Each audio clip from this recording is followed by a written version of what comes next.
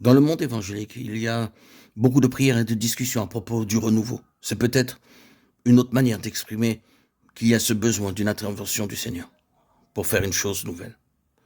D'autres l'exprimeront certainement différemment, mais c'est parmi les chrétiens et partout où ils sont que le Seigneur doit faire une nouvelle chose et que le Seigneur veut un nouveau départ. Nous avons besoin d'être intelligents et de comprendre de quoi il est question.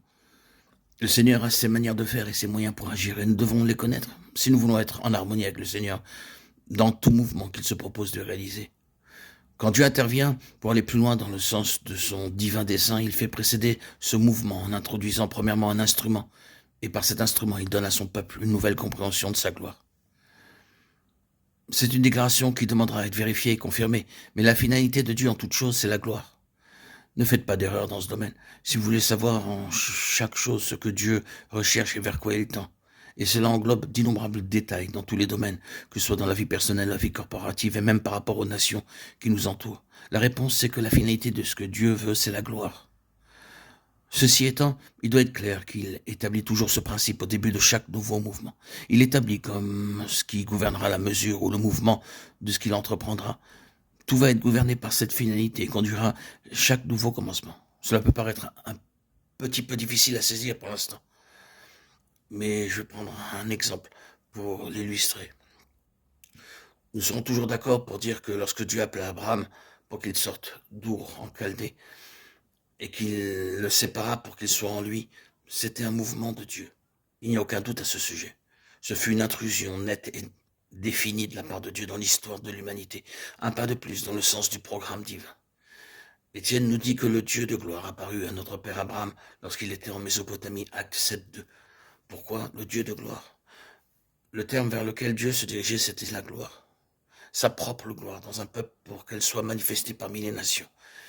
Il apparaissait donc à Abraham comme le Dieu de gloire. Il faisait de la gloire le principe, la loi, la base de toute sa démarche en l'établissant comme la règle pour progresser par la suite.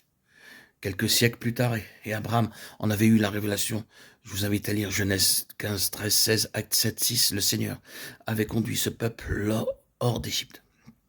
Il l'amena au Sinaï, et là, il changea une multitude désorganisée en une nation. À partir du Sinaï, ce fut un nouveau départ. Par la loi, le témoignage et la révélation donnée sur la montagne, le peuple fut constitué en une nation. Et ce fut fait dans la gloire. Moïse monta sur la montagne, vit le Dieu de gloire et redescendit, ayant cette gloire sur son visage. De nouveau, Dieu avait mis ce principe en évidence lors de cette nouvelle initiative. Il se mouvait sur le chemin de la gloire. Une nouvelle mesure du plan divin fut atteinte à l'époque de David et de Salomon. La gloire liée au temple était certainement dans sa représentation le développement de la pensée divine. C'était la gloire qui était en vue. Les sacrificateurs ne purent pas y rester pour faire le service à cause de la nuée, car la gloire de l'Éternel remplissait la maison de l'Éternel. 1 Roi 8, 11. Ce fut un temps glorieux, ce fut un lieu glorieux. C'est seulement pour illustrer et bien garder présent à l'esprit le principe de la gloire, car Dieu agit sans cesse avec cette pensée qui gouverne. Il nous est dit que le jour vint où la gloire s'en alla de Jérusalem. Nous savons pourquoi. Cela nous conduit vers les prophètes de la Restauration, et en particulier vers Ézéchiel le prophète.